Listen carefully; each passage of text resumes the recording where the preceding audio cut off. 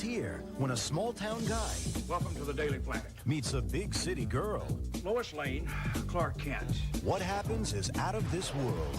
Lois, I just want you to meet a super guy. Believe me, I'm trying my best to be like everybody else. You are a strange one, Clark Kent. Am I?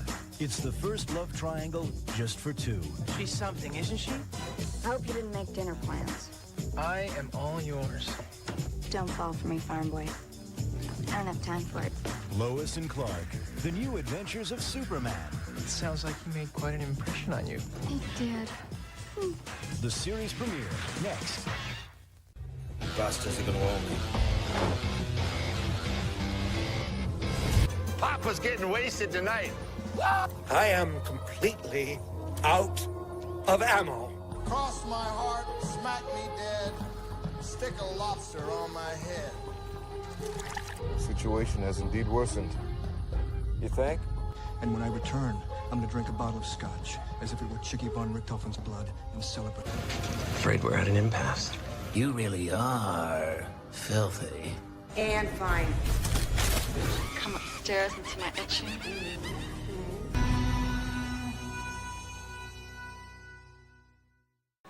Hey, you got a place to stay tonight, son? He can stay with me. Don't you think all the mirrors above the bed would keep him awake? Count on it. Kevin, can you count on mirrors above your bed? No, I'm kidding. I could. With Mrs. Hoggins or Terry Hatcher or both of them? Yes. God damn, this show that as a young age just had some sizzle. Yeah, it did. And we got one of our buddies in the chat, Solomon. He's got the same kind of thinking you did. I wasn't going to miss this stream. I have the whole DVD set of Lois and Clark, and I had a crush on Terry Hatcher. Well, that being said, welcome everybody to Nostalgia TV, the graveyard shift of forgotten television shows. And this one's not nearly as forgotten, but people don't talk about it nearly as much because a few years after this, Smallville would come out and basically trump like a lot of memories for a few people, except for us older generations. But it is still well worth revisiting, and we are doing it here tonight. Going to be doing the first 10 episodes, and in 2 weeks-ish, we will be covering the back half of the first season. It is Superman month for us, and please be sure you check out our Superman 1978 movie review. That is currently out there, and it is doing very well for us. So go check it out if you like your Superman, because we certainly do. And beyond that, like, share, subscribe. Let's get rolling. Kevin, did you watch this when it first aired in 1993? Oh yeah, man. I remember like the commercials for this. Like TV Guide had like big color splash pages for it. They had the black and white splash pages for it too, but like they were all about promoting this show when it first came out, and I was super excited for it because like one of my favorite things to do as a kid was, of course, you had on Labor Day, they had the Jerry Lewis MDA telethon in Central California on Channel 36, which I think was like a public access channel.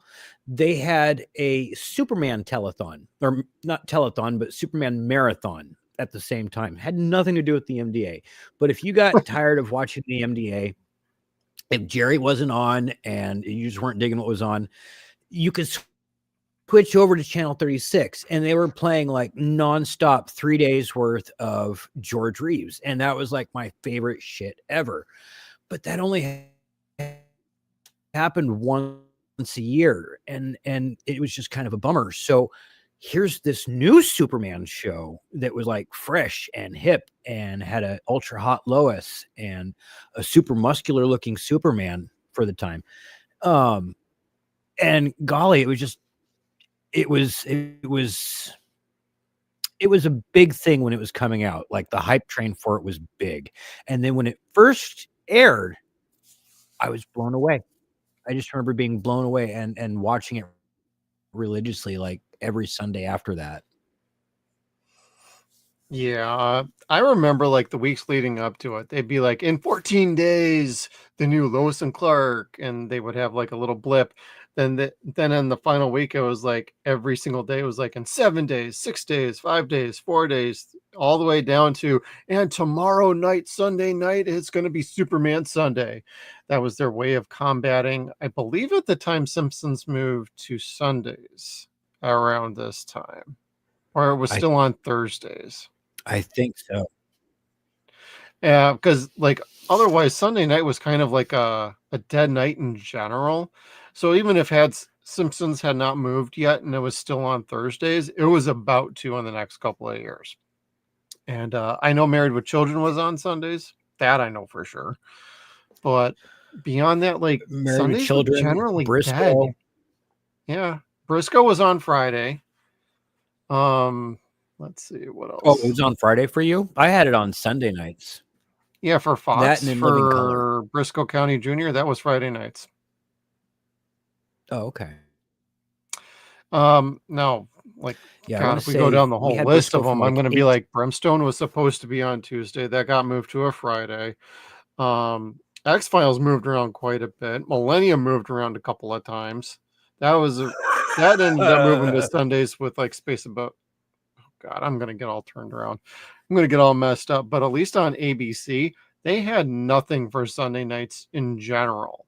Like there was no football. All they had was Monday Night Football. And anything else was just usually just really? kind of throwaway kind of shows on Sundays. So I didn't know that ABC didn't have football on Sundays or Sunday afternoons, nope, nights, whatever. It was always Monday night. There are differences. Yep. Wow. Sundays, I believe, were NBC, and then CBS was Saturday and maybe a little Sunday. Like they would each have like their own conference games on there. So and then Fox would eventually get I dig it. all the football for quite a while. Yes. Well, they earned it. They put in the effort. Well, and Dean Cain, just to well, circle they back made it more around, he used to entertaining. be a football. He used to play football, so they definitely got the Yes. right guy. Yes, that's right. Yeah. Now, what did you think seeing the pilot episode? What did you think of seeing Dean Cain after for so long we were used to, I mean, primarily Christopher Reeves, George Reeve, and then Superboy for the short period in '88 that Superboy was on. So we had a little bit of fun Superman, but this was a kind of a whole new fresh take on it. Like it was a brand new generation. There was a new take on Superman in general. Like I said last night, after 1986, they kind of revamped his origin, and this takes that origin on. Like you see the spaceship, you have the Kryptonian mythology. So this just kind of expanded things, and it was fun. But what did you think of Dean Cain coming in as Superman? My initial thoughts were, of course, this is not going to be a movie. This is going to be a TV show. So we're not going to have like anything like Christopher Reeve. Like, I don't know. It'd have to be a relative unknown. We easily could have gotten somebody who was a bit taller, bit more muscle bound, but could they actually act? Dean clearly could, and he earned his role. And at first I was like, he seems very much a Midwestern kind of flavor to him. Like he certainly feels like a Clark Kent, but can he pull off Superman was my big concern when the show first was coming on, and seeing all the commercials, getting ready for it. I was like, this looks fun. It looks interesting. Of course I'm going to watch it. At this time I was watching like anything sort of science fiction based, and not so much horror, but I was all about like, comic book movies, X-Files, things like that. Yeah, I just said didn't watch a whole lot of horror, but I did watch. I didn't like Millennium for perspective on that. And so when I'm watching Superman, I'm like, this is a nice change of pace from like anything else that's going on. And while the show gets to that, I feel like Dean Cain being Superman actually gave this the sweet spot it needed to be a television show that could actually go more than one season.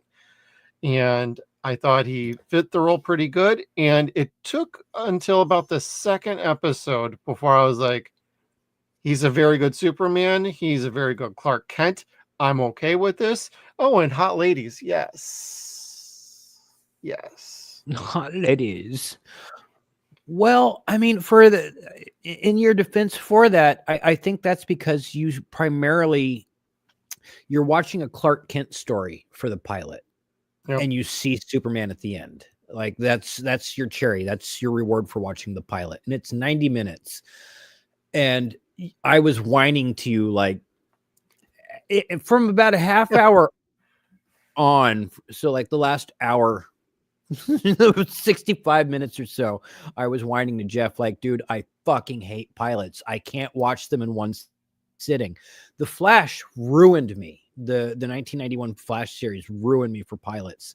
Like, it is such a slog, and it doesn't matter if the pilot itself is a slog. If it's 90 minutes and from this era, I'm not going to sit and watch it in one sitting. I'm going to sit, watch it, go watch Facebook or go play on Facebook, go play Magic, fuck off for a little bit, come back, watch 20 more minutes of it, come back. But this was okay, but you don't see Superman until the very end.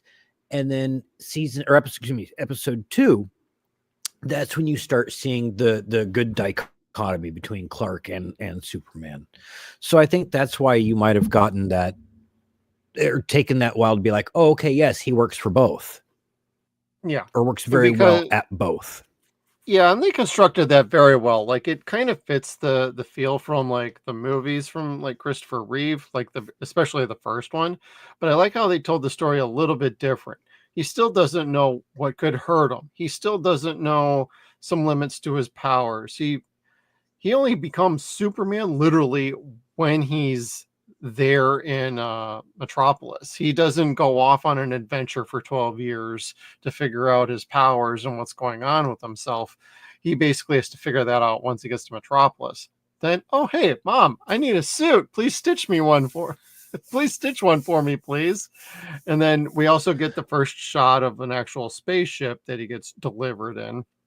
So there's enough of the nice nuance and subtle details to make this feel different but familiar at the same time, because you can't straight adapt the movie again. That would be ridiculous. Like Superman Returns, the movie would ultimately try and do a little bit.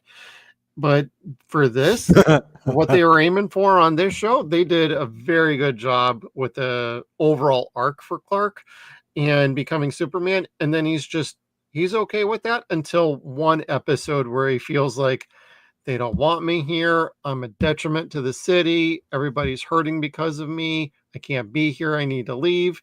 And that's the only time you feel like he's quitting as Superman for a minute. But the show's going a full season. He's not really gone. It's just how long is he going to be gone for? And it's about 5 minutes. But then he's our Superman for the next 3.5 years. So it's all good by me. Yeah. Although one thing with the first pilot here is the Superman outfit, the way it ends at the end is like, man, that suit ain't right. And in the next episode, that's the suit I remember from this show. I forgot the pilot had a completely different suit and it didn't even look quite right. And then in the next one is like, there's the polished suit. There's Terry Hatcher with a more ironed out, perfect haircut, because in the pilot episode, her hair is very frizzy and it looks kind of out of place for her. I mean, she's more known for having like longer hair after this when she's on Desperate Housewives. So that being said, like, I love her with this short haircut. She is probably literally the one woman who gave me that, I like that kind of hairstyle on a lady. I'm just saying. That helped me get through high school and college just dandy. I think I just developed a thing. You were talking about that on another show, actually. See, this is where that came from with Roby. I developed a thing for redheads.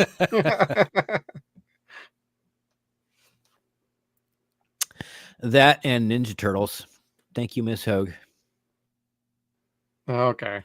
All right. I like keep it on track here. Sorry. There's one thing I could say to you, Kevin, right now, and it's this. Lois, please get a grip. Oh, believe me, I'd love to.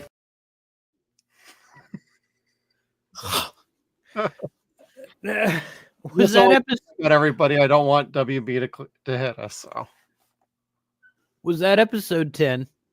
yes, it was. No. I had. Yeah, that was that one. Yeah. Yeah, so I'm going to say it for that episode, but it's worth mentioning in general before we get into the episode countdown. This is my first rewatch since its first airing. Like, I watched this show religiously as it aired. Yeah, but me after too. it got canceled, I've never bought it on DVD. They were so expensive.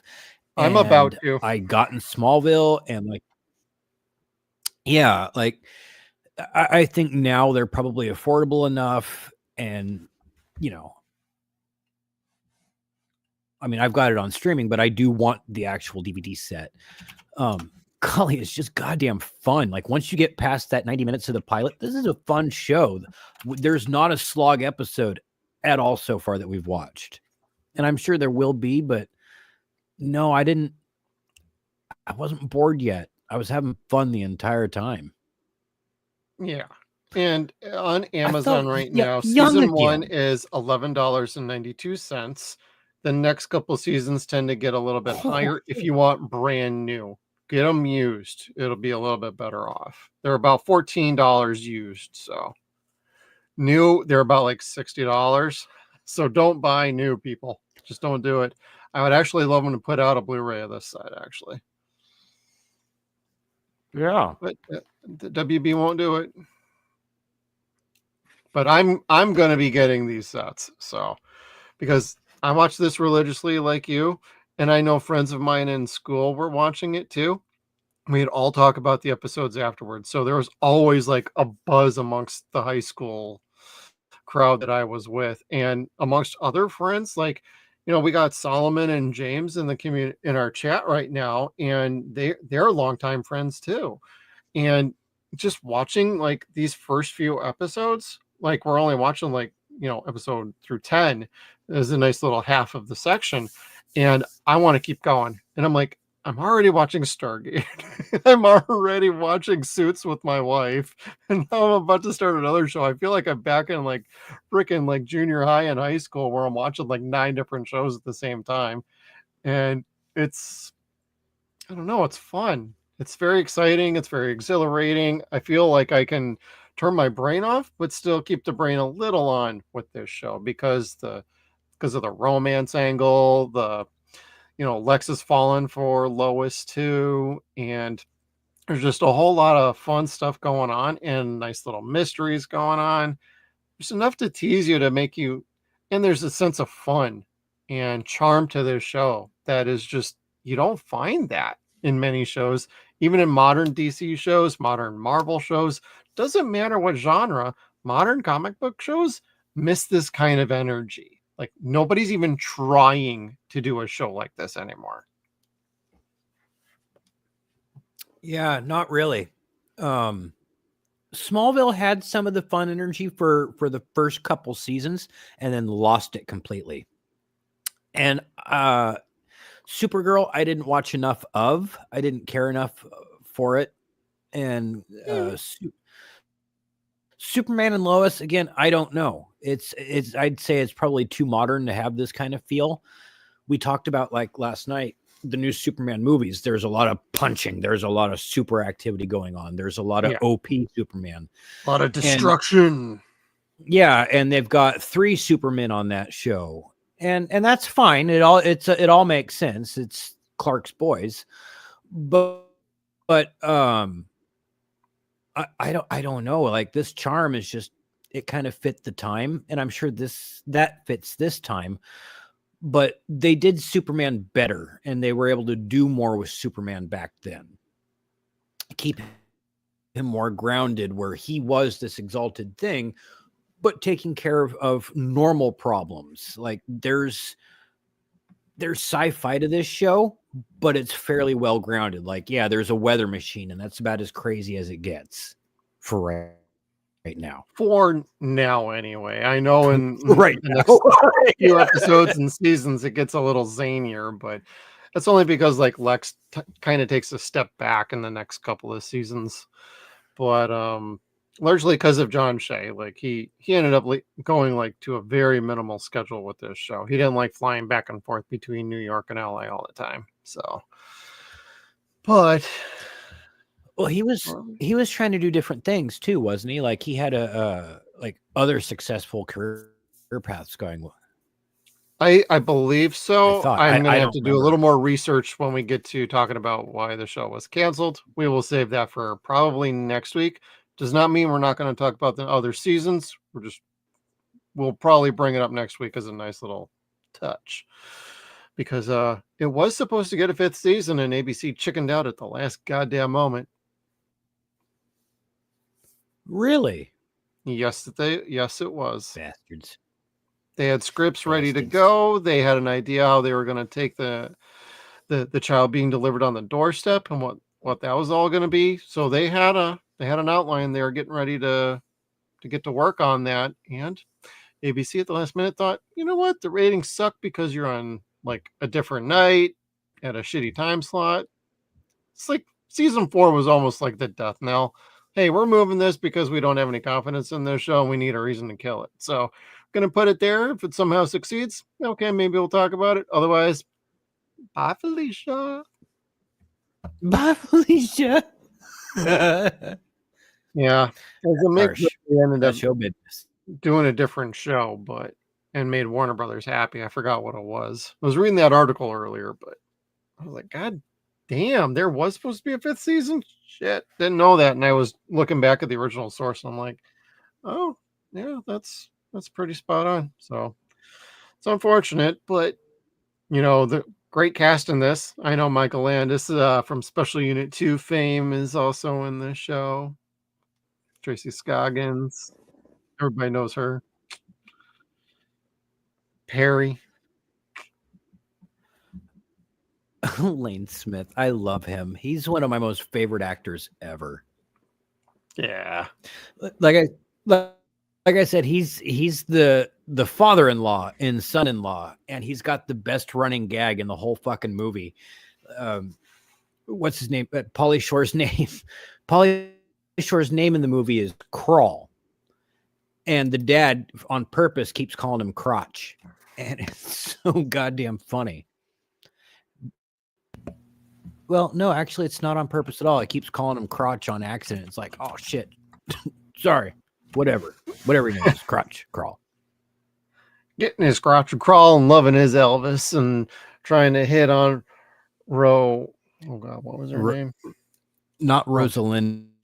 Rohenia? Shit, I something like that. It was something Poor exotic. lady. And she commenced a lawsuit against him for harassment. I'm like, boy, not bad for 1993 for something about 32 years later. Yeah, like Clarence Thomas had probably just happened. So like Yes. Sexual harassment was kind of a hot topic thing, but there's a lot of it in this show. Oh my God, they go completely crazy in this show. Sensibilities of the 90s totally apply to this show. They do not apply to current modern standards. I'm watching it this time for the first time since it aired, and I'm just like laughing left and right at things that I'm like, that wouldn't fly now. This would be canceled. This would be edited. This wouldn't be like this. They wouldn't have Terry Hatcher running around in a like sexy maid outfit. They wouldn't be smacking her butt in like 7 different scenes. Like, Christ almighty. It's saucy, everybody. If you haven't seen this show is a little saucy. And she gets her digs back, but yeah, yes, she does. They pick on Lois bad. They make Lois very good as a strong woman character without like girl bossing her or anything. She's a very good journalist, and there's times when she needs help. There's times when she absolutely doesn't need help. And that carries for this show feels like they captured what the movie did and brought it to TV form. Yes. Like you didn't get this George Reeves and you I can't speak to like Lois and Superman, the newer show, but like I've never seen this replicated in any other shows. You would speak better about Smallville. I barely watched a season of that before I'm like, this is lame because about every 4 episodes we get a good Superman episode. It's like, man, it's few and far between. Too much teen angsty stuff for me. Once Lois comes on, like it's great. Like he and Lois, Okay. Erica Durance and Tom Welling had a great chemistry together. Like she's probably my favorite Lois. Her and Terry Hatcher are my favorite Loises. Did Tom Welling take her to Arby's? I don't know. Too soon? Be nice. He's a colleague. I'm kidding. I'm kidding. Right? But how would you rate the Right? I mean- Loises? Would you rate Terry one of the best, or would you Margot? Yeah. Who would you go with? Oh gosh. Based on at least what Margot you've Kidder seen. was the excellent. What I've seen, who really gets the character was Erica Durance. It is Terry Hatcher. It is Margot Kidder. Noel Neal. God, who was it in Superman Returns? Amy Adams? Oh no. not- Kate Bosworth. Oh yeah, Kate Bosworth. Yeah. Yeah, so not her. The other lady. Yeah, so not her.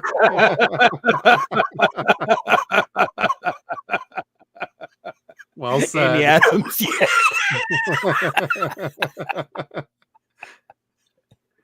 Sorry, Personally, I just I'm didn't a like Terry that Hatcher Lois. guy. She's going to be number 1 regardless for me. So,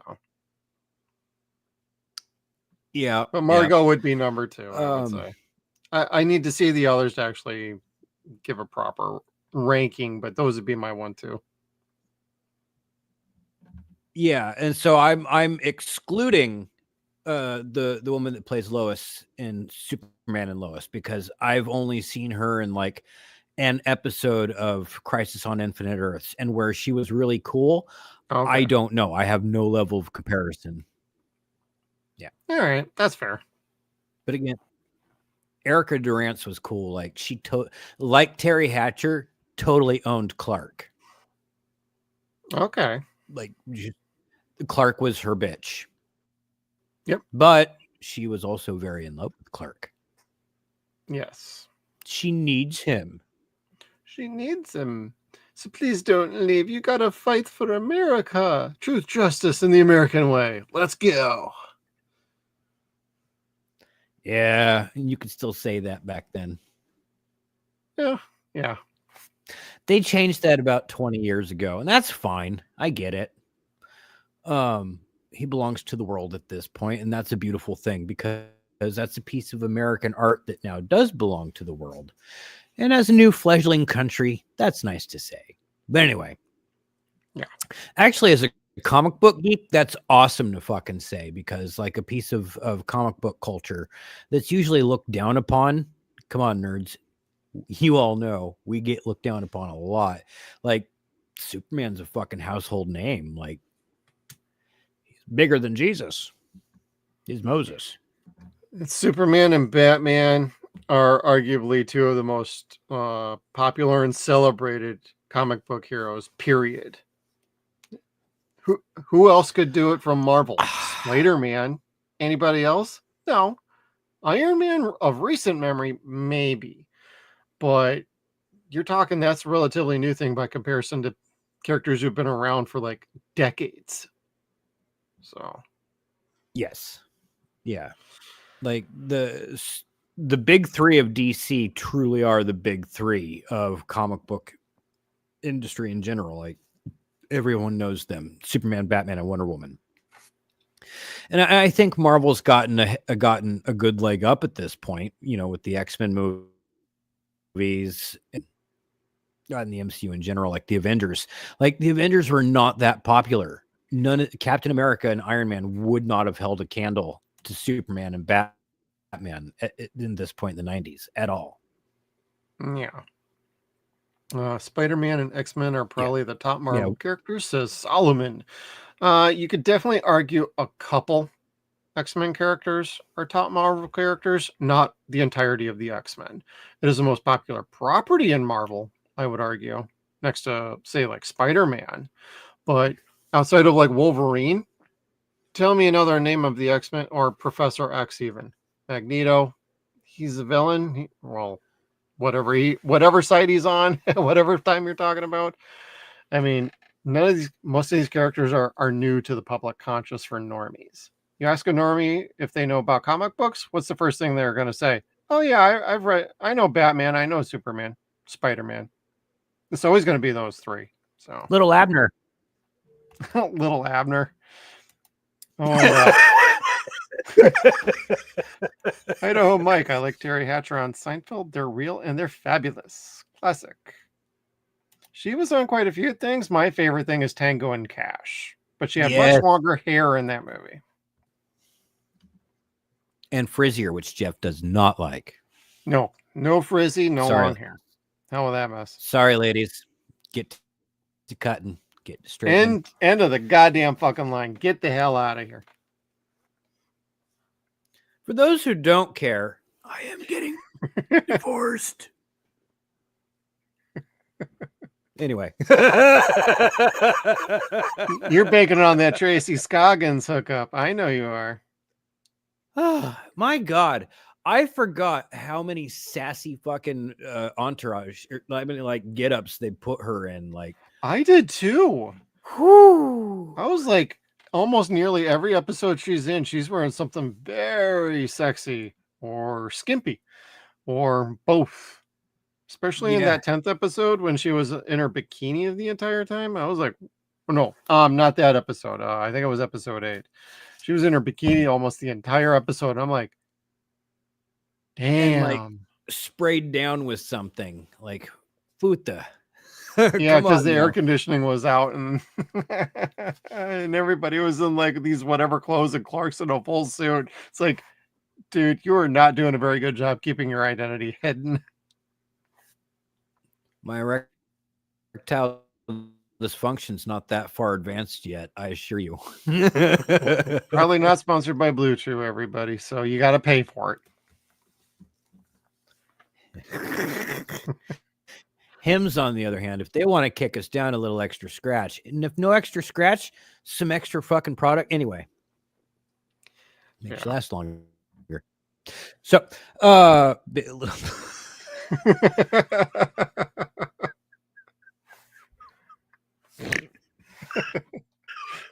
I need to play us a theme song while you recover from that? The S stands for sildenafil. I thought you were going to say syphilis, but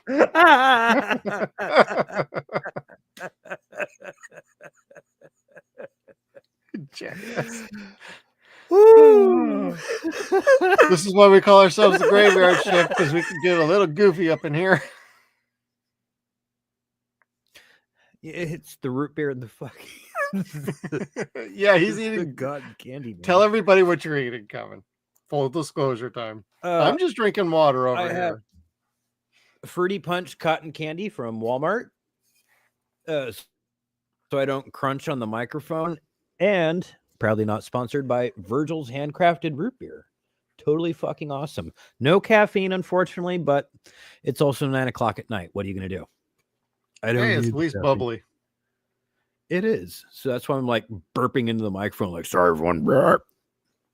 Hey, I've seen some streams where it gets out of hand, and at least we haven't hit one of those kind of episodes in Lois and Clark, The New Adventures of Superman. I don't think we get into anything truly disgusting. I mean, unless you're a prude and you don't like sexy women running around and sexist guys making comments all the time. But ladies, you do get you get shirtless Dean Cain a couple of times. And I'm sure that is too much approval. You also get Lane Smith singing Elvis and dressing up like Elvis. That was some shit. Oh my God, and he gets totally We'll get to that in that episode. He gets knocked the fuck out by the husband. I heard it pop in my ear because I was listening on my earbuds, and I'm just giggling my fucking head off. I know, right? Oh my god.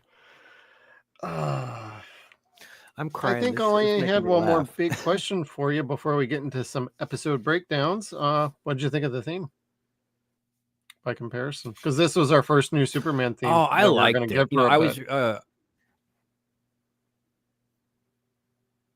That's true. That's true. And you know what? I liked it compared to the previous The Adventures of Superman.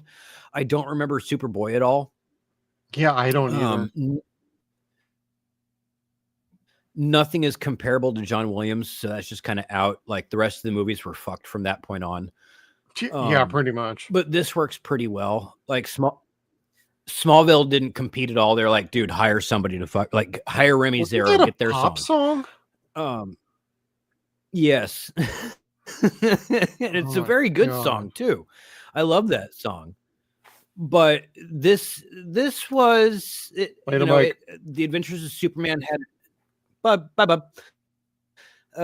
Adventures of Superman had an iconic theme to it. This was a little bit better, I guess, a little less campy, a little more instrumental. I liked it. It was dramatic. It was fun.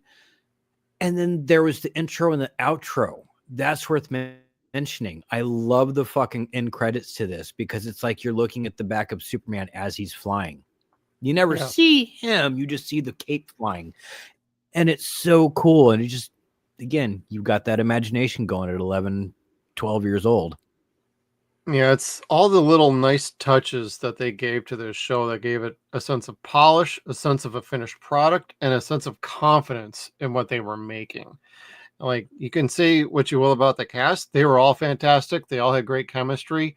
I know eventually we get a different Jimmy. I know Tracy leaves the show after this season. That's too bad because I like her as Kat. I think she gave the show a little bit of a zing to it. And somebody that like Lois could relate to on some level and be able to have girl talk with. Like, you could have those moments, and there were some moments between the two where, yeah, they don't necessarily like each other or get along, but there's a mutual respect between the two. One's kind of a slut, the other one is not. Right. So there's a little bit of there's some weird respect between the two, and they had a nice moment in one of the episodes where, you know, Lois is like heartbroken, and, you know, Kat comes up to her and says, I know what you need. I know what you're going through right now. She almost made the comment, I've been with so many men. I understand what the rejection is like. And yes, it can get a little bit better, but I know what you really need right now. And she's like, I don't need a man right now. And she's like, no, I'm talking about chocolate ice cream, dumbass. Yeah. She was totally thinking another dick. Like, get over that dick with another dick. Yep. No. And yeah, and she was so very sisterly and sincerely sisterly. Like, you need, you know, double pints of chocolate, and like, it was sweet. It was very, very sweet. Yeah. Like, again, you watch this show and you feel warm because it makes you feel like it's that era again, and you're watching this hopeful show. And that was one of the things worth noting. Like, it encompassed Superman, the whole vibe of Superman being hope. Like, that was the whole theme to almost each and every single episode, was like, keep hope, you know, it'll be okay. Yeah. And there was always playful banter, which I thought really matched with like my sense of humor. Like, you could have the sarcastic comments, you could have the dry comments, you could also then just have normal fun jokes that they play on each other, and, you know, ribbing each other, anything like that. I just felt like, oh, this is all right. This is what I loved growing up. This was my household, always like throwing barbs at each other and just having a good old time.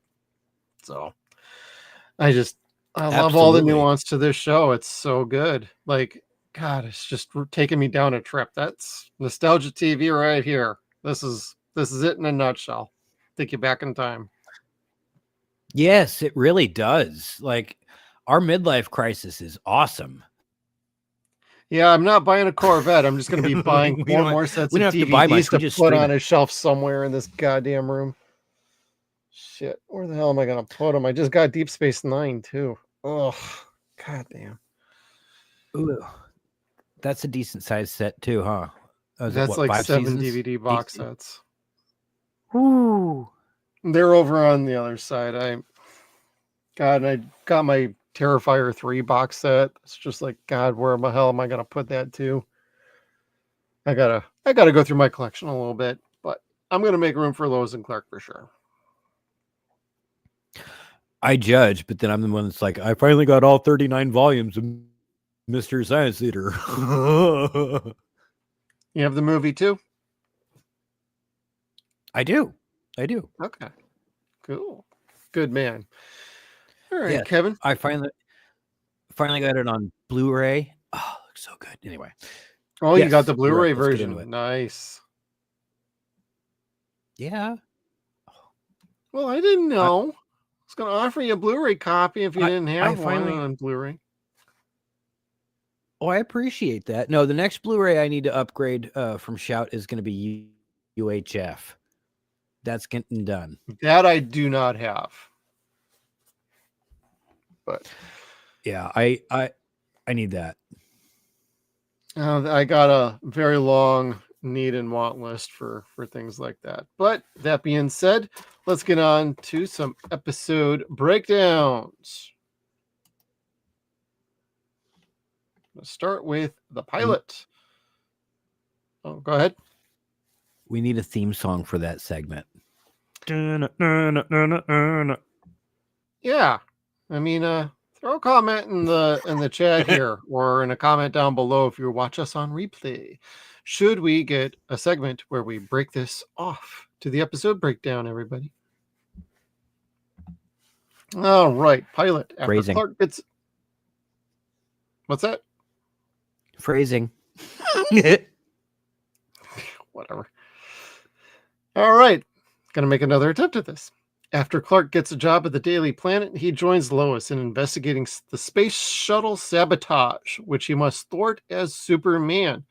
I know this is super brief. These are straight off of IMDb because I do not want to read paragraphs for the next hour and a half.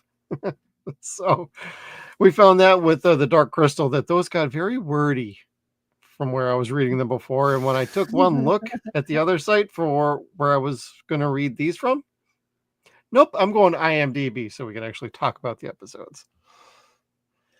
But what I like about this episode is basically, we've already talked about it a little bit. The nice, easy setup to Clark, setting up Lois.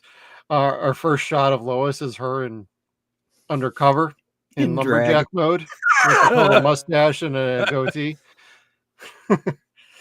And you know, I like the setup. I like the introduction of all the characters, to Cat Grant, to Jimmy, to Perry.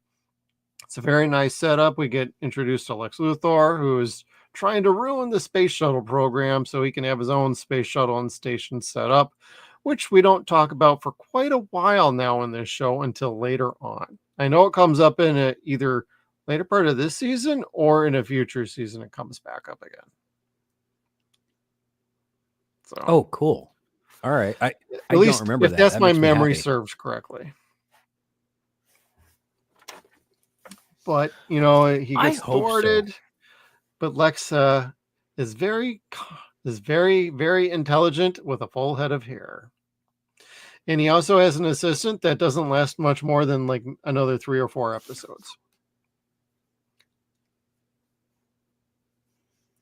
Probably for a reason. The Hindi community may have had some, golly. I ended up liking Nigel as the replacement, though. Yes, Nigel was fantastic. I love him as an actor. Like he's great in everything. I love him in My Stepmother is an Alien. He's terrifying. But no, the Hindi guy that they had being his assistant, that was terrible and racist. That should have never passed anyone's like focus group. anywhere. Tony J. That was the name of Nigel St. John was the full name. Nigel St. John. He was a porn star. Cool. Yeah. Get a grip, Kevin. I mean, you know, sounds like a porn name. It kind of does. So, Lois, please get a grip. Oh, believe me, I'd love to. Yeah. And let's Two see. hands. Terrible mustache on Lois. Lex pulling the strings gets his. Lois is jealous of Clark. And this is the episode where Lex, when he goes to Lois's apartment and she's eating ice cream, he walks right up to it. He just sticks his finger right in the ice cream, takes it out, and licks it right in front of her. And I'm like, oh, somebody wants to dip his finger in that.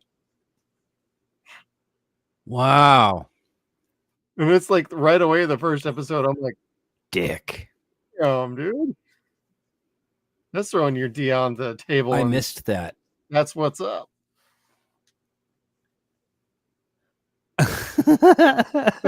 I forgot that he got the hots for Lois. Like, I'm sitting here like, oh man, love triangle. Well, that doesn't really fully Scandalous. start until the end of the season, towards the end of this first block of episodes where he admits, I'm falling in love with Lois. I think that's basically the 10th episode. Because the pheromone spray didn't even work on him because of God, I forgot what her name was. I know it's in the notes here, but when that doesn't work on him with her, the person who created the pheromone, the perfume, when it doesn't work on her, and he's like, nah, I'm good. Oh, Miranda. Yeah, Miranda. She's just like, what the hell didn't work here?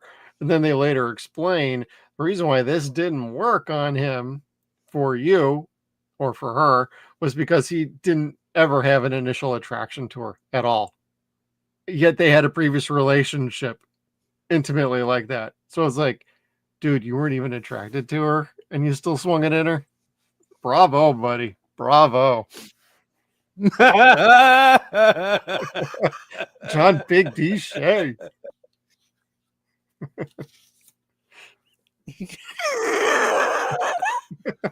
The ends justify the means, god damn it. Hey, that's Lex's motto pretty much. Now, did you like how Lex was basically set up as this highly intelligent person? I know he is in the comic books, but for the purposes of this show, what did you think so far of Lex? This was cool. This was my newest introduction to what Lex Luthor had become, which was this CEO twisted evil person. Like they gave him a new background. He was always a twisted evil scientist, but now he's that plus, you know, I can't say certain political names, but he's a big CEO type person who does eventually become a president of the United States and orders Superman around. Yeah. But I thought John Shea was great. He was scarier than Gene Hackman was. Gene Hackman was campy, evil, twisted. He wanted to make money, but he was a bad guy because they told you he was a bad guy. And he only got sinister for like a second. He never stayed sinister. Yeah, like when he was yelling at Miss Tessmacher for freeing Superman. Yep. Otherwise, yeah, no, like John Shea was the first Lex Luthor to be a scary villain. He was the first one to be a threat to Superman. Like he was the same type of person as Gene Hackman, but he had that scarier persona. You took him seriously. If you saw him in another movie, you remembered him, or another show, you remembered him being a scary, evil villain. He owned it.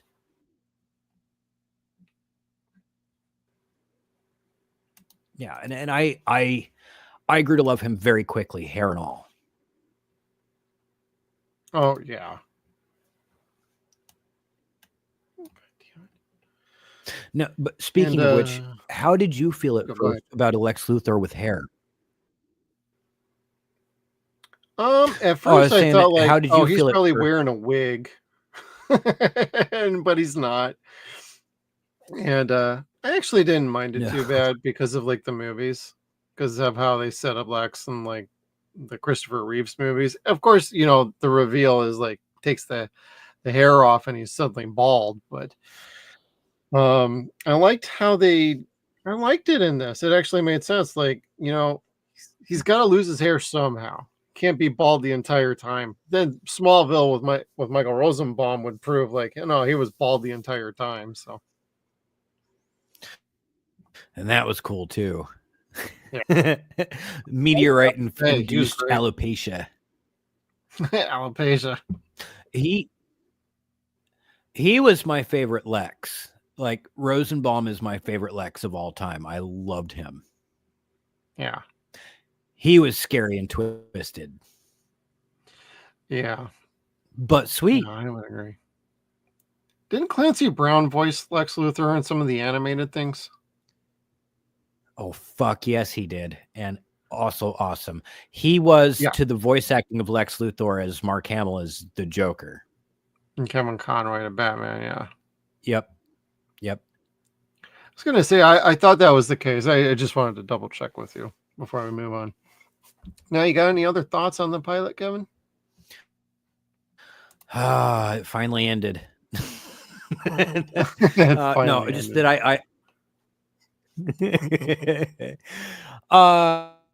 liked this pilot. It was very everything good about it.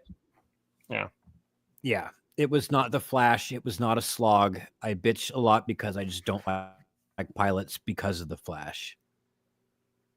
Oh God, John Wesley Shipp's Flash. Yeah, that's the show. It was like, I didn't like this, but the rest of the show was fan-freaking-tastic.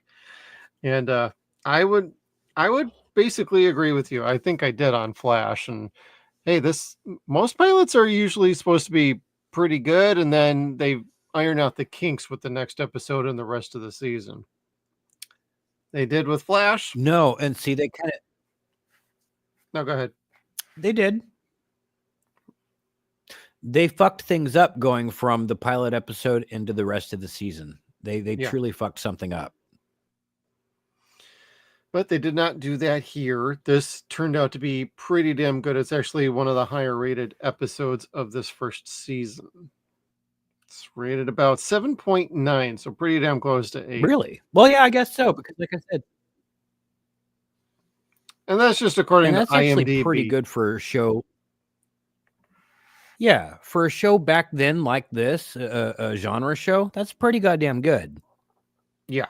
Now, clearly, there's definitely some better episodes than others. And the second episode is Strange Visitor. A paranoid rogue federal agent's investigation of Superman leaves Clark wondering about his true origins.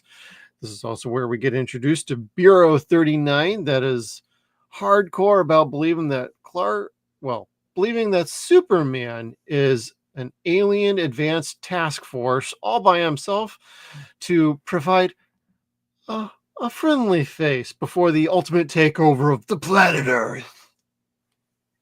Yeah, right? Which is so not what's going on. Come on. Yeah.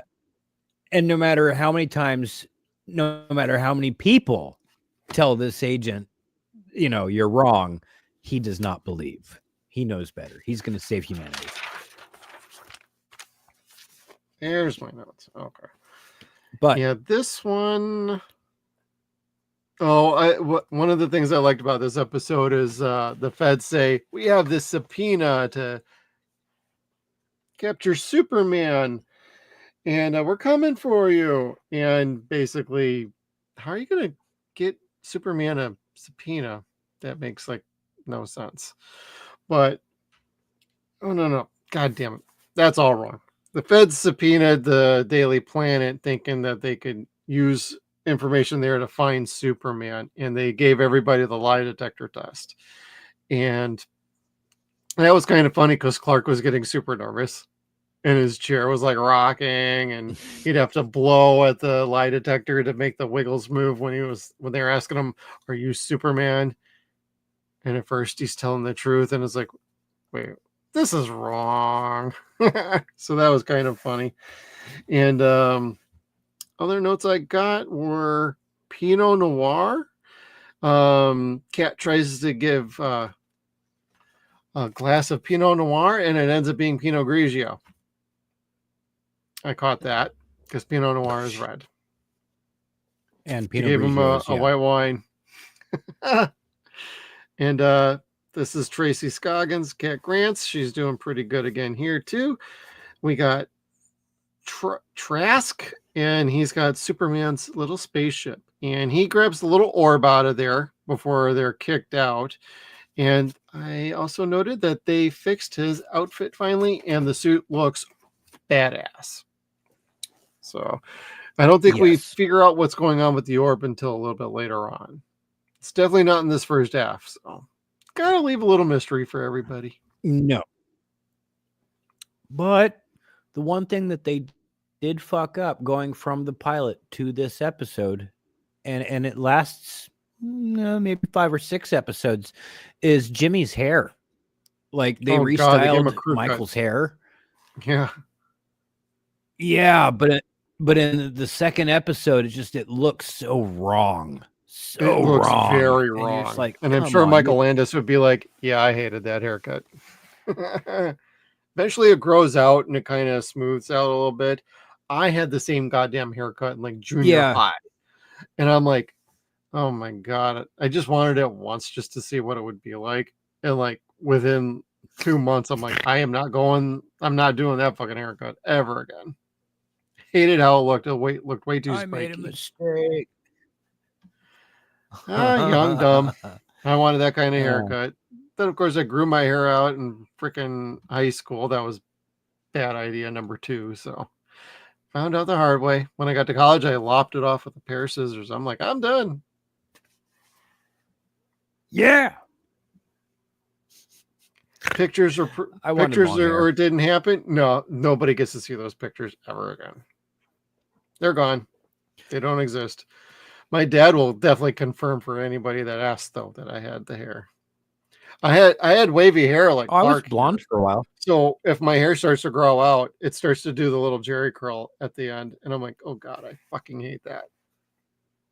So my hair stays short. Yes, I still have my hair. Spit curl. Kevin's losing his.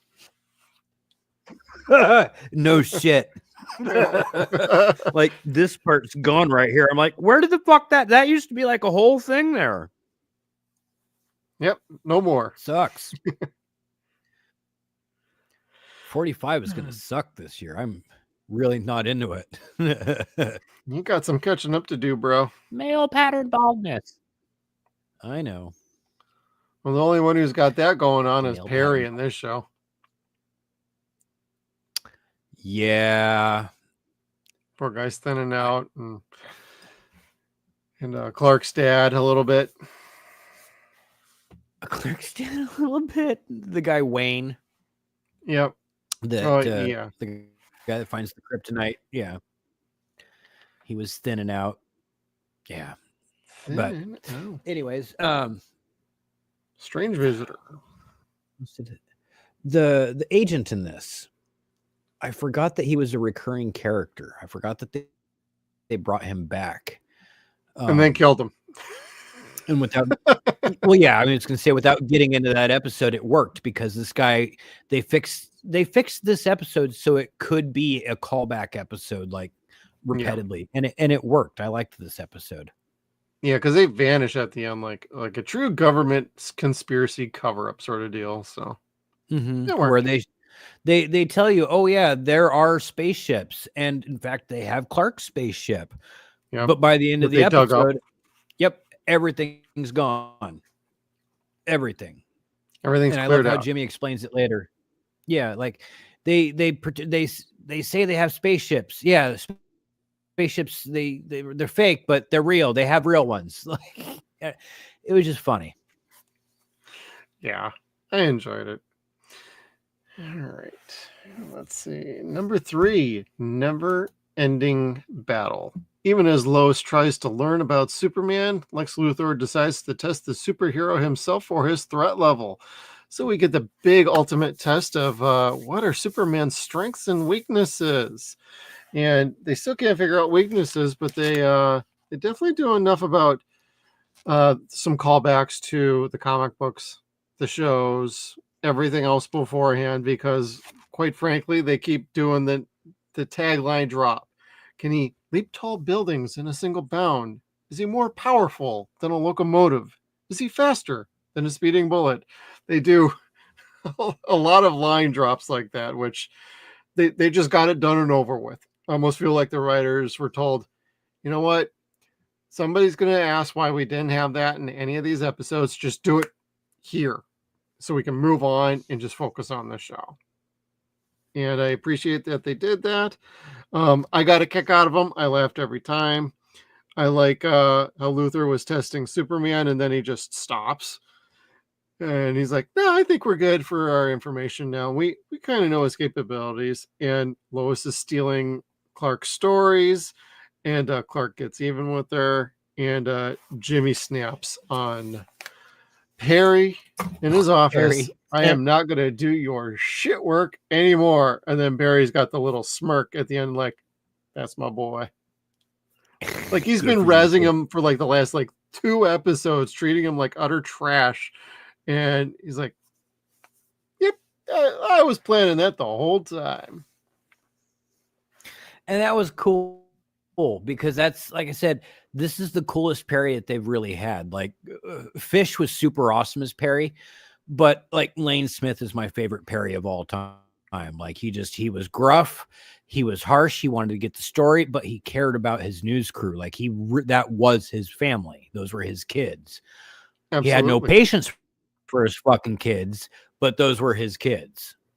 Oh yeah, and anytime like Clark or Lois would do anything against him, he'd be like, shouldn't have done that, you should have just talked to me, or whatever it was. Like, and he would bust their balls, and he could assert authority when he needed to, and he always would. Yeah. But one of the little nuances I liked with Perry's character, and we haven't gotten to it yet, is he cheats at poker. And he loves Elvis. He cheats at poker. But no, I like this episode. It's a fun one, and you finally start to see the Lois and Clark banter between the two, and then just kind of duking it out at times. Like, hey, you stole my story. Well, no, I took over because I'm the better writer. So you got Lois like kind of grandstanding over Clark, and I'm like, damn, girl. But he at least got even. Yeah. He had her go sift through the trash dump.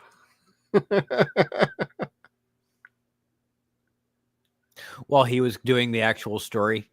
Yeah. She's like, oh, I right, hope it was worth it for you. It was. God, you know, I gotta say it now, and I'm sure I've said it before, and I'll say it again. I loved their chemistry together. The two of them were just so much fun to watch on screen. Yeah. Like, you wanted them to get together. Well, yeah, they had that dynamic. Like, who would you rather have them be together? As Superman with Lois, or as Clark Kent with her? Like, it was playing with the audience. Like, that almost was like more of the love triangle until Lex confesses that he loves Lois later on. Yeah.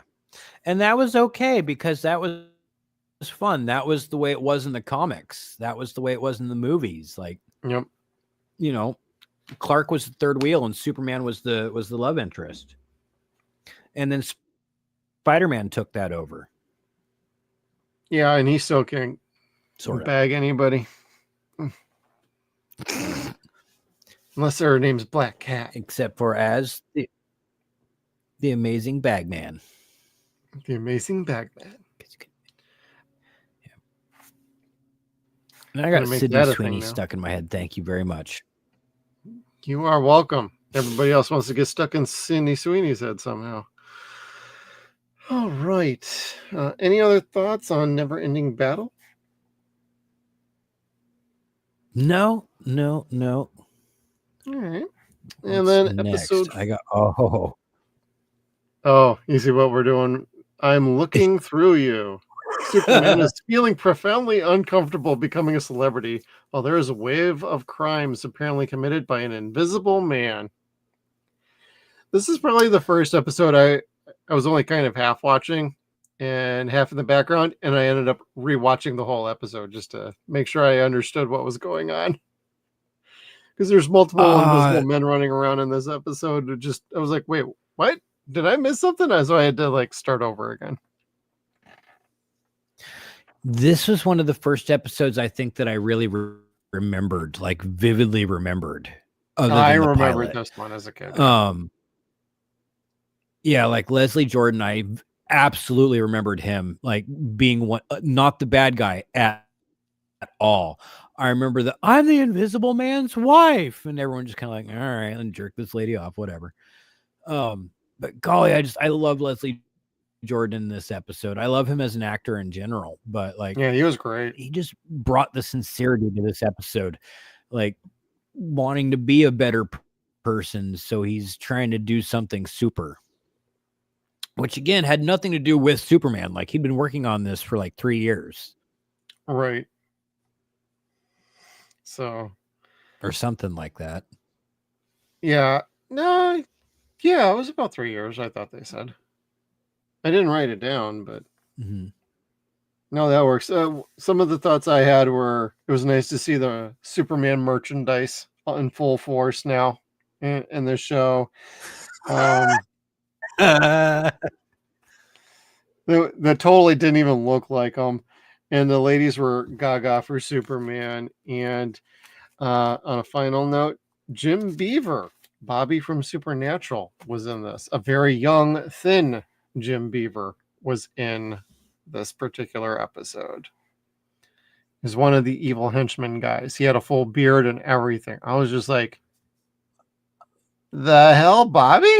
Yeah. What the hell is he doing here for? That's So right. that was really cool. I saw his picture in IMDb. I didn't realize that's who he was. Yeah. And I thought he did a cool. pretty good job. So I got a kick out of that. And the episode's pretty fine. I like the idea of the invisible suit and what they were doing. And I'm like, I could see how this will work, but it's still a bit goofy of a concept, but I think they made it work for as well as they could. Yeah. The fluorescent light. Wait, you're invisible and you haven't gone back home to your wife. Why is that? I don't know. I don't know. I mean, yeah. There are loopholes to logic, but it's okay. You have to suspend disbelief to make these episodes work. Yeah. Got any other thoughts on this one? No. Just this is probably the least amount of notes is on this episode, actually. I mean, it's a fairly cliched episode, but yeah, I mean, it's a lot of these episodes to these series are tropish, but they work. They're fun. Like there's always an invisible man that he has to fight. He can't use his X-ray vision to see them. So it's like, again, they keep it simple and they keep it so that people have a leg up on Superman for a while. It works. Right. It's a formula, and there's nothing wrong with that. And especially back then, we weren't getting many shows like this. So, and you watch it now, it's like, yeah, this has been beaten to death. But back then, there's a certain energy and charm to them. I'm gonna keep bringing that up. Like the show had charm to it, and charisma, and engagement, and captivating characters. The writing was pretty good. So even if you felt like the story was very simple, the nuance to like the characters and the interplay between them was more than enough to make up for a plain average episode. So most of these episodes actually end up playing better than you think they would. Yeah. And for well, no, I can't say they hold up still. They still hold up to me as being entertaining, but again, none of them hold up to like they're not safe for work anymore. Yeah. Like there's definitely it's almost like watching Married with Children again. Like there's some things that you just can't get away with nowadays. Now, if like we still have the same sensibilities of the 90s, this show would be a goddamn hit right now. Probably. They should have done a goddamn movie based on this show, really. Well, that's stupid with Warner Brothers. Like they never want to crisscross TV and movie. Like they never want to make a movie from a TV show. Should have done that. It crosses TV into a shows different Flash. department of entertainment. Should have done that with Flash. They should have done that with Tom Welling and Michael Rosenbaum. Yeah, like gosh, Especially a lot of their TV Rosenbaum. shows were always better. Oh, God, yes. Way better than Spacey was.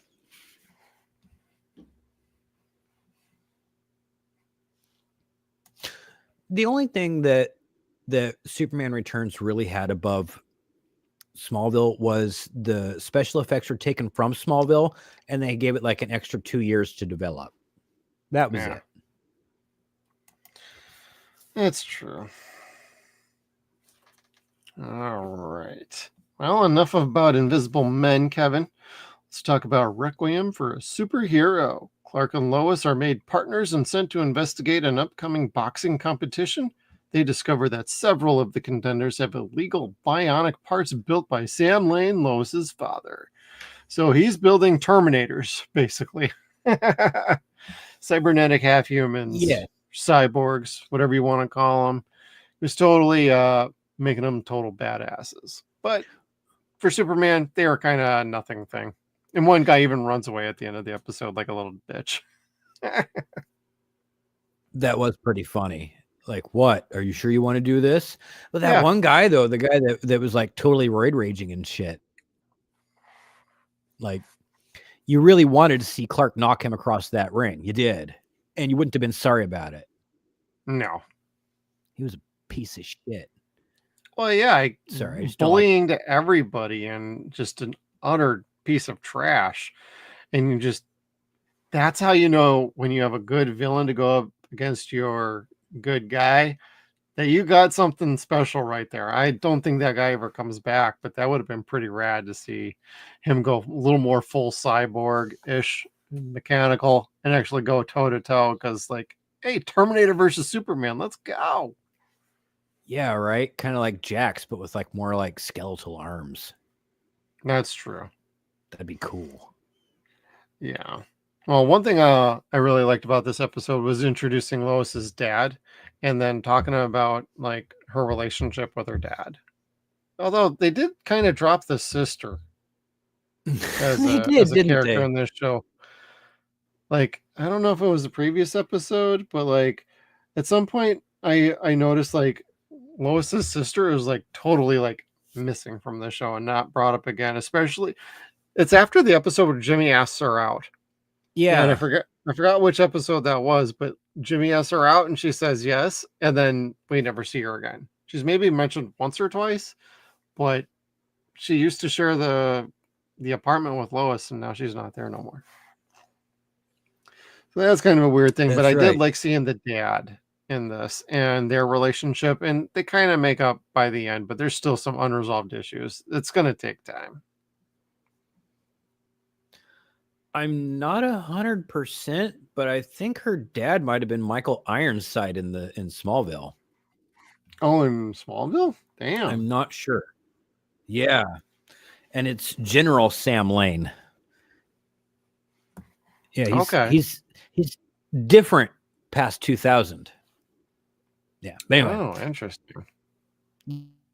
Yeah, he was like it was weird and off-putting because I didn't remember this episode necessarily, or I didn't remember her dad being like a scientist. I remember the boxing part of the episode. I didn't remember anything else. I don't think I remembered anything in general. Like this was kind of like a first-time watch. So it was really weird to see. It was fun. It was a fun watch. Like it didn't take yeah. me out of the episode, like not having her dad be a general in the military. Like, but it was weird, but it was still fun. It was still a lot of fun. He cared more about Lois than General Sam Lane does. Like, he puts himself in danger in order to save her. General Sam Lane's more like Thunderbolt Ross. Wouldn't do that. Oh, yeah. I kind of liked him as the Doctor here. Gave him something he could really like do for an episode. Actually, be a pivot point of the story in and of itself, and between the relationship between him and Lois.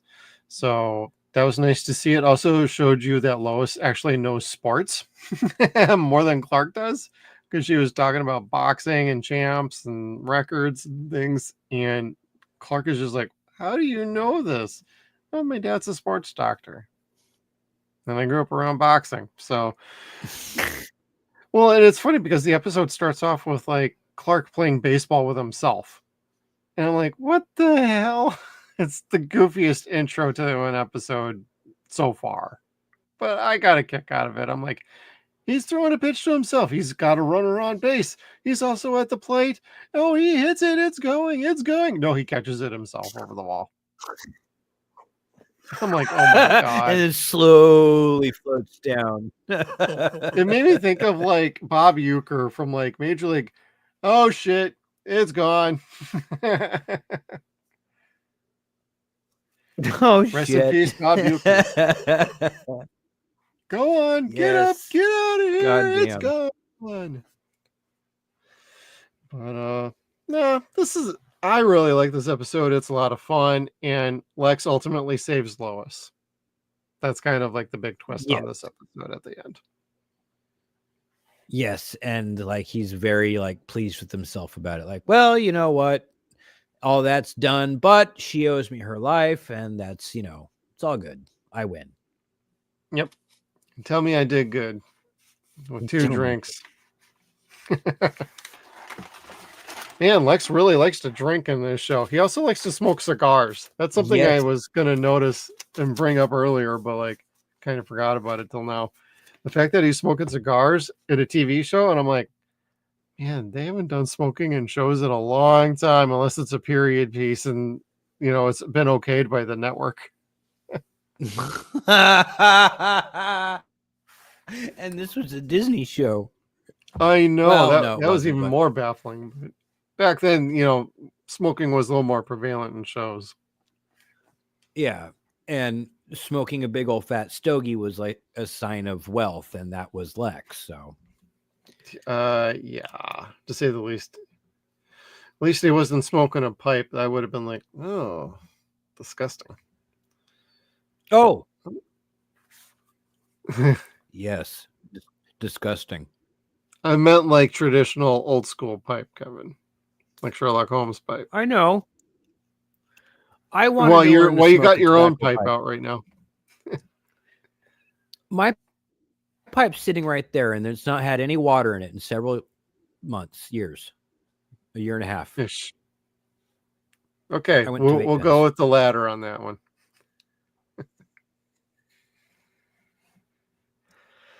All right, episode number 6. I've got a crush on you. Lois decides to go undercover at a club, which is a front for a crime family. Clark goes undercover as well. When the sister usurps her brother, she makes a move on Clark, and to stay on her good side, he gets Lois kicked out. This felt like a Batman episode in a Superman show. That's what this felt like. They should have been called like Falcones or something like that. Oh God, what was Batman's undercover name? Nails, something like that, where he'd like have this fake scar, and he'd go to the bad guy's bar and just hang out there and act tough and shit and listen. Oh my God, he had the worst goddamn facial hair on himself too in this episode. I'm like, oh my God, makeup lady needs to fix that shit. Come on. He looked like Reverse Spock. Oh, Reverse Spock. Jeez Louise. Oh, and I stand corrected. This is the episode where Lex dips his finger into the ice cream, actually. Because Lois got kicked out and she was upset and everything, and she felt like Clark was sleeping with oh god, what was the blonde chick. Yeah, the blonde chick, because she came over to make lasagna for Clark, which I totally like how many appreciated mob because I love bosses are lasagna. like, hey, you know what? I'd appreciate that myself. Like when my wife makes enchiladas, I'm like the happiest fucker on earth. Yep, for me It's kind of like lasagna, but yeah, but it's spicy. Okay, let's see. The mob and Lex are working together so he can get a new harbor kind of moving along. And he ultimately, in the end, just totally turns his back on the blonde chick. He's like, no, you're going to take the fall and you're going to like it. And when you get out of prison, if you play nice, you can get back into the game under my permission. Dick. Yeah, but you know what? This was a good reminder for him. This was a good Superman episode. Again, they're making street level crime a Superman story. They've got street level mafia, but then there's the toasters that are like just arsoning everything. Oh my god! Down. I'm like the Firefly from like Batman. Like Jesus Christ. I like Firefly. I like Firefly too, but it's like they made Firefly like about 4 or 5 moron gang members, you know. Yes, in like very bad pyro suits. Oh my god, those were terrible. And they were called toasters, so I'm like, yeah, that kind of fits. But they weren't much of a chance for Superman, but this is also the kind of point in the show where you honestly feel like, hey, they're saving Superman for like the end of the episodes ultimately. If you see him before that, it's more for like forwarding the plot along just a tick, not actually to solve the crime or stop whatever's happening. They save that for the end of the episode. So when he comes in, it's like bing bang boom. And end of the episode, let's get it over with. So yeah, at least they can serve it. I was going to say the rest of the time you're just watching Lois and Clark. Yeah, like Lois, Clark, and Kat, and Lois and Kat. Yeah, like they made this a great ensemble show that wasn't necessarily about Superman. Right. It was about Lois and Clark, the new adventures of Superman. Yeah. Yes. Because if they called it the Adventures of Superman, then they'd have to pay the anyway. Yep, all about the rights and licensing fees. Thank you, Warner Brothers, for continually dicking them. Yes. Oh, and for the families that always wait till the last minute to pull this stunt out anyway, too. So, well, there's that. Yes, people gotta get paid because great grandpa created all this shit. So, but let's see here about this. You know, Lois being jealous was really funny, and her having a budding relationship with Lex keeps on going, so that's pretty fun. And to James Brighter's point in our chat here, Lois is always surprising you. Yes, she is, because she actually did the singing routine in this episode, which was pretty dope. Good job, Terry. Yes, it was. And I love Lex not tossing her under the bus.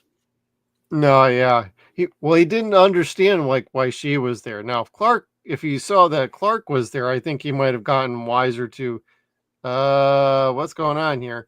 But the second he saw her, he's like, she's here on some sort of a story. And then she tips him off just enough and he tips her off just enough too. Like, yes, I was invited there by the head of the mob, and they're proposing something, but I would never work with people like that because they didn't have the right deal, and yada yada yada. And poor Lois just bought it hook, line, and sinker. I'm like, God, Lois, get wise here, come on. But he hasn't proven anything right in front of her eyes yet to be anything less than just a rich asshole, not a criminal mastermind. Yeah, and Superman hasn't really said anything about it yet, so. Well, he has no proof either. He's just got like their interactions between the two, and he knows that Lex is behind shit, but he can't do anything about it. Yeah. Yeah. And Lex is admitting it, but coy. Totally coy. Yeah. Like all but admitting it.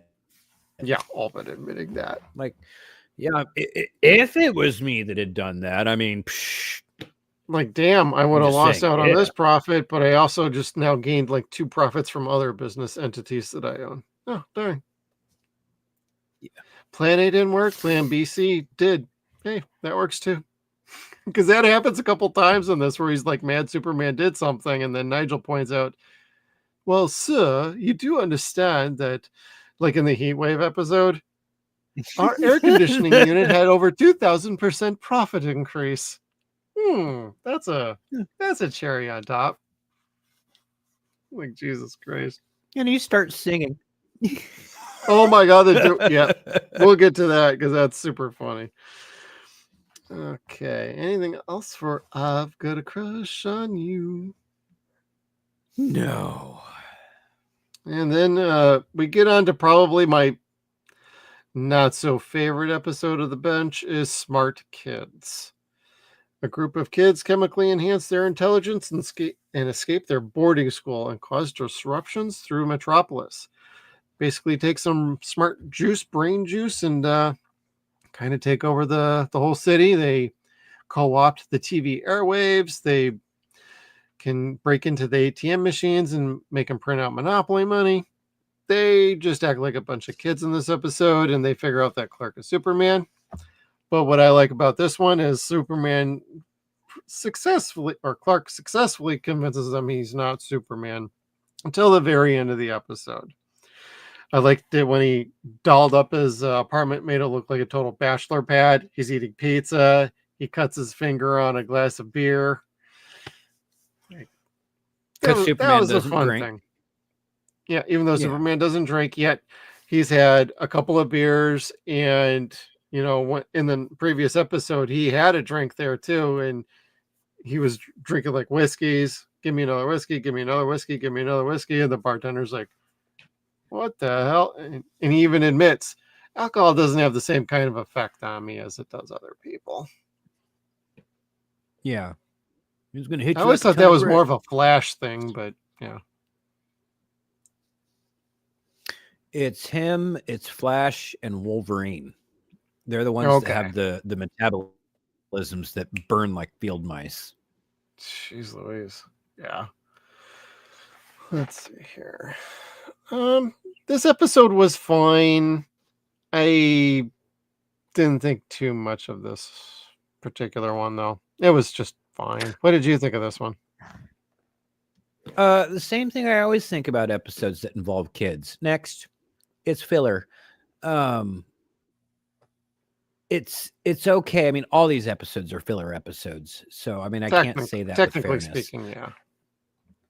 Yeah, like I don't like 80s movies where it shows the kids being smarter than the adults, and this is in all essence exactly that, except for it's like little kids, 12 years old, outsmarting all the adults.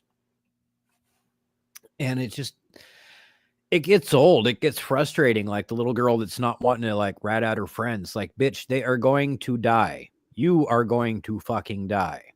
Yeah. It got annoying. The kids themselves were annoying. I could have done without it. Yeah. Lex tempting the kid, that was fun. Yeah, but you had Superman and Lex tempting the kid at the very end was like, hey, which way? It's ultimately your decision, but do this and this happens, and don't do this and that happens. And then the kid just is like, I'm pressing the button anyway, and nothing really happens. Because Lex was strapped into a chair. He had no idea if he was going to get the dumb juice or not. And then subsequently die. Then he's just like, freaking kids. I almost wanted him to say, I'm glad I never had kids. Right. Yeah, that'll be a 0 point. Yep. And moving on, because neither of us really, it was fine. It's pretty missable. Episode 8, The Green Glow of Home. Now, this one is an awesome episode. So they make up for the kid episode in spades on this one. Clark and Lois have to go back home to Smallville to investigate what they feel like is an anomaly that's being discovered. And they're digging for like meteorites and whatnot. So the Environmental Protection Agency is there, the feds are there, and we got a friend of the Kents discovers a meteorite, and basically it's got kryptonite in it, and they get a handle on that, and that's a full point of this episode is showing what it does to him, and then him getting outed as Superman, and then unfortunately, Mr. Agent Trask, you are dead because Clark's ex-girlfriend, the sheriff, shot your ass cold dead, bitch. Oh, okay. That's how he died. Okay. I was kind of multitasking. I saw he had the gun, the sheriff was there, and I heard a bang. Yep. And I assumed that the sheriff was the one that had shot him, but I didn't rewind it the 5 seconds and look. Oh, yeah. It was the sheriff.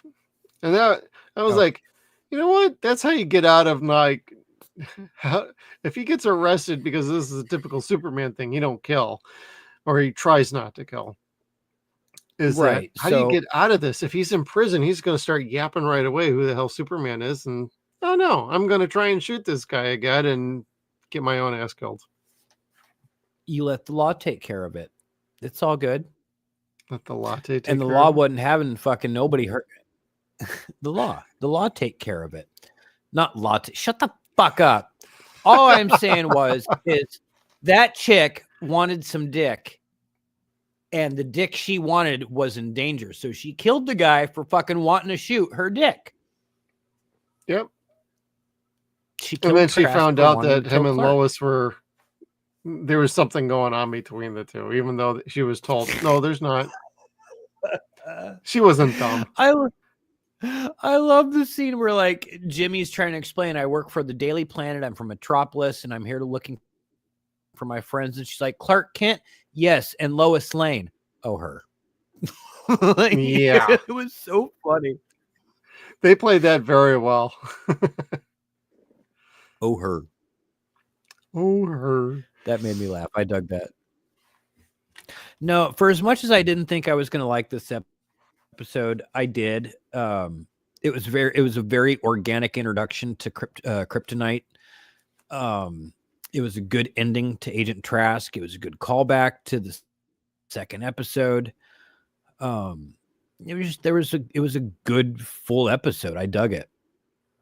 And it was good for everybody involved. Like all the characters had a good role in it. Like there was no shitty character roles in this, no small parts. Like everyone had a good part. Jimmy, the sheriff, the FFA, bleh, the EPA.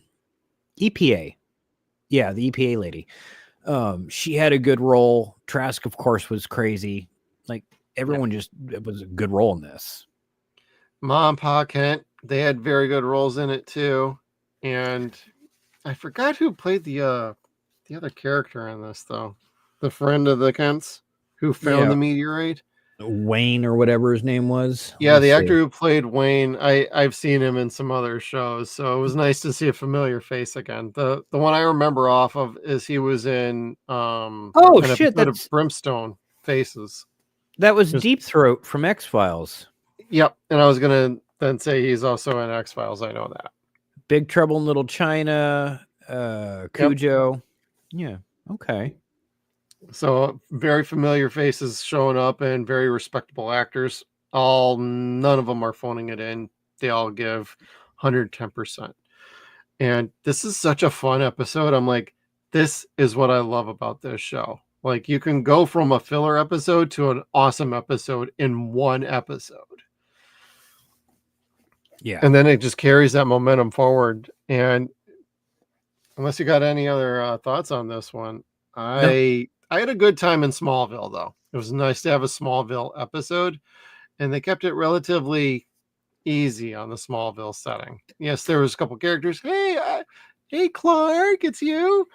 And, they only did that a couple of times. But my favorite part was when Lois was like, I can read people. I know. I could tell you about that man over there. Oh, yeah? Well, do tell. That man secretly cross-dresses. And then Ma Cat comes up and Clark tells her, yeah, we should go get some hot dogs from that. Oh, by the way, what do you think about that man, Ma? Lois thinks he's a cross-dresser. And then she's like, him? She hesitates for a minute. And then she turns to Lois and she's going, you mean Clark's father? And then Lois has a look on her face like, oh, Jesus, what did I do? And then she tries to ass. And then Lois tries to woman-splain a fax machine to Ma Kent. And then she's like, oh, yeah, we got one of those. And she takes off the dust cover. And she's like, but the paper jams a lot. And Lois is just like, what the hell am I doing? I don't even have a fax machine. Yeah.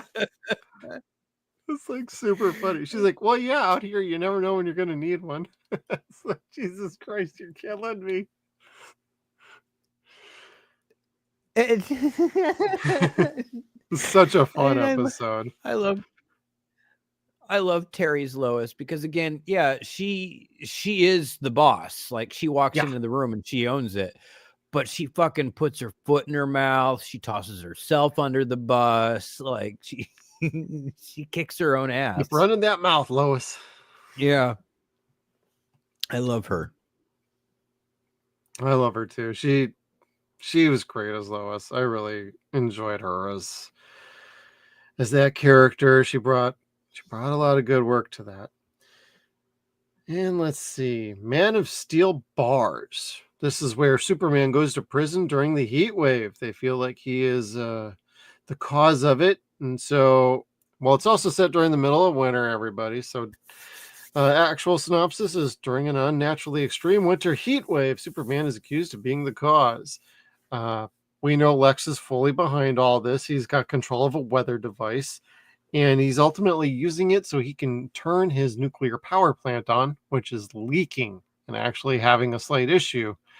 But he doesn't know about that, or if he did, he did not give a shit. And it was polluting things. So this is a little bit of a recycling episode, kind of like a environmental episode again.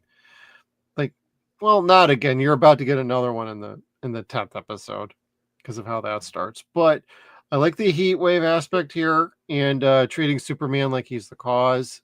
And they're clearly, like, if he doesn't want to be restrained or put in prison, he ain't going to be there.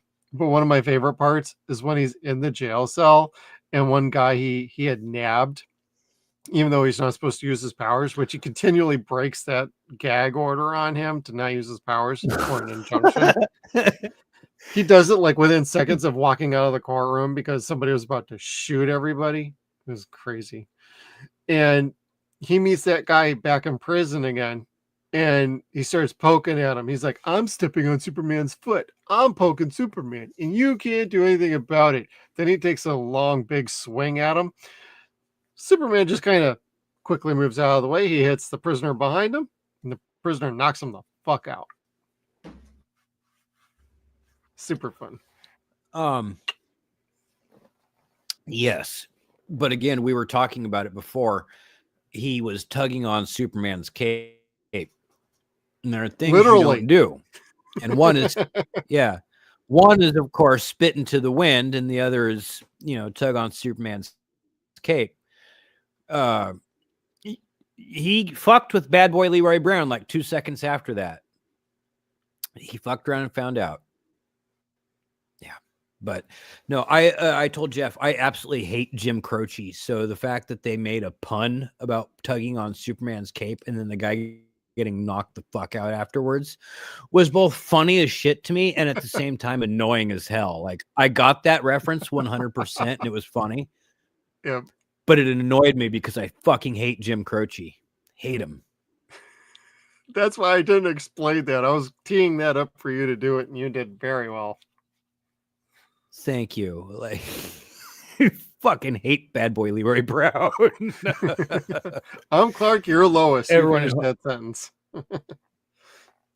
Everyone's watching like he's an asshole and he's got shitty taste. No, I hate whiny hippie music. Hate it.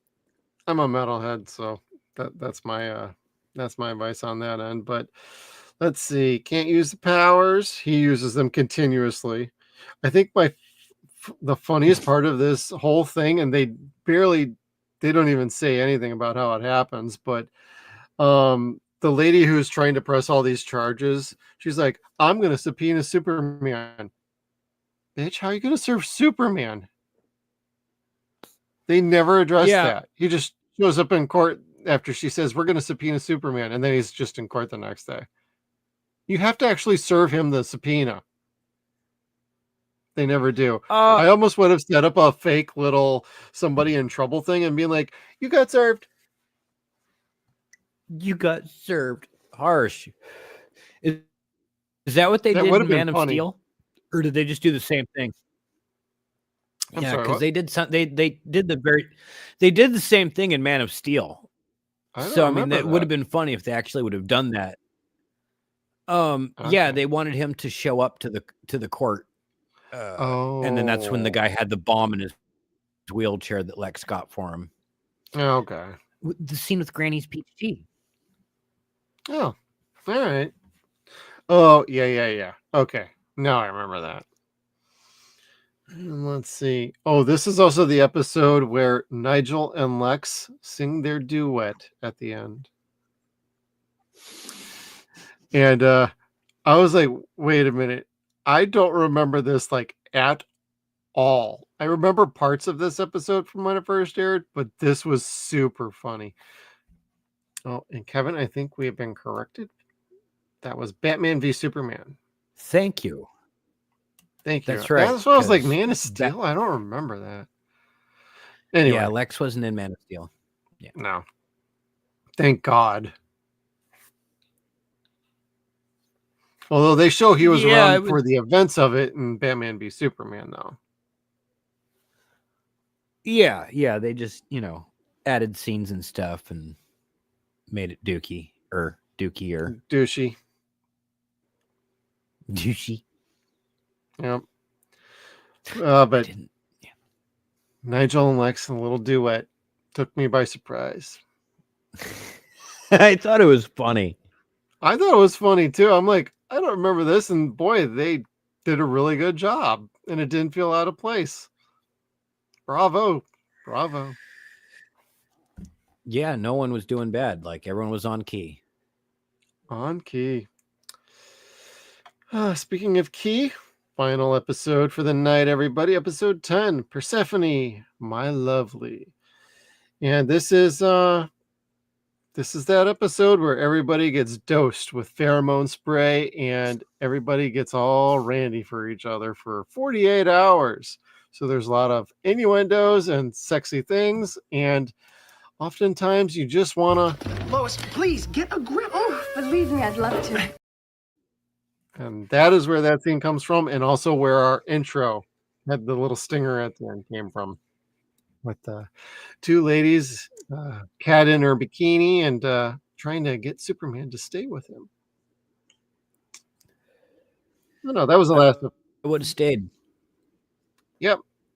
Take them both. Come on, Superman. If you really are super, prove it, buddy. You can take them. The mirrors on the ceilings and everything.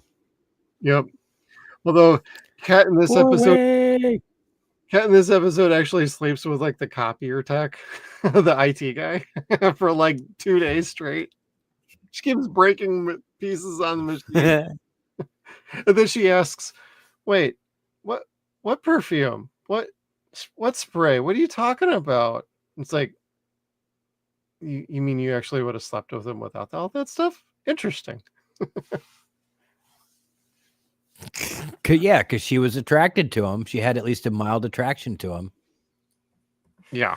Oh, it's fucked up. It's fucked up. Well said, Solomon. Episode 10 is an episode I will never forget. Yeah, I actually very much remembered this from when it first aired. The only thing I did not remember was, let's see, the fact that the pheromone didn't work on Lex, and I forgot about Perry serenading as Elvis. He got kicked out of the house, tried to get back in, resolved the harassment lawsuit, got let back in, but on probation. Yeah. The wife let me back in, or Alice let him back in on a temporary basis. On a temporary basis. I got to prove myself. Well, sir, you got to write poems for her. You got to bring her flowers. And he's just like, she's going to see right through that. That ain't going to work. Well, you got to try something. And he's like, all right. Super funny. Totally It's a crazy episode, and I absolutely adore it because you finally get a woman who's like scientifically like a villain here. And she tries to nail Lex too. But it doesn't work on him because the pheromone only works on Lex with like Lois. You have to be actually previously attracted to somebody for it to work. And even Jimmy gets in on the action in this, where you're trying to hit on this supermodel, and he's driving a Corvette. He's trying to act all big shot. I'm big time Jimmy Olsen here. I'm a veteran war photographer. World War II. I haven't been to Nam. I'm like, what the hell? And it's super funny, especially his little cap at the end of the episode where the supermodel actually kisses him after he's like, I'm sorry, that wasn't me. I'm just plain old Jimmy. And she's like, well, that's too bad. And I'm like, oh, that's brutal. Then she kisses him. And Perry's sitting there like, all right, that's my boy. Yep, and everybody's like clapping and cheering for him. It's like, oh wow. How embarrassing. Jimmy got wood. Do you think they all set up him with the supermodel, or do you think that was all the supermodel? Oh, that was all the supermodel, I figure. Okay. That was like my only real question about this. And in this episode, we actually get a fourth wall break. So if you weren't paying attention to this, there is a fourth wall break. Like when the plane comes down and Superman and Lois are face to face and Lex is in the background. And she's like, oh my God, you probably got sprayed, didn't you? I love you, Superman. And he like turns to the camera and he's like, oh, well. And then he turns to the camera and he just is like, he winks. And then he turns back to her and tells her, yes, I got something to tell you, Lois. I love you. I'm so in love with you. And fucking Lois, she's like, I can't take advantage of you like this. Oh, screw it, I am. And she just straight up kisses him. And Lex is in the background is like, I think I'm gonna throw up. No. It totally interjects, and this is also the episode where you find out Lex actually truly is in love with Lois Lane. Yeah. That was pretty goddamn special. Yeah. But I missed the wink. That's awesome. Yeah, he actually kind of looked at the camera like, letting you guys all know I'm fine. Yeah. Because like he was already like got to the point where he's like, all right, Lois, I lasted all night. If you still want me, I'm yours. She's like, ew, don't touch me. Yeah. It stands for syphilis. This stands for syphilis. No, baby, it's sildenafil. Arr! Sildenafil. Oh, this was a fun watch. All these episodes. Do you have any more thoughts before we say goodnight to everybody? No, I'm just gonna try not to think of blue pills, blue suits, S's, sildenafil. Yeah. Syphilis.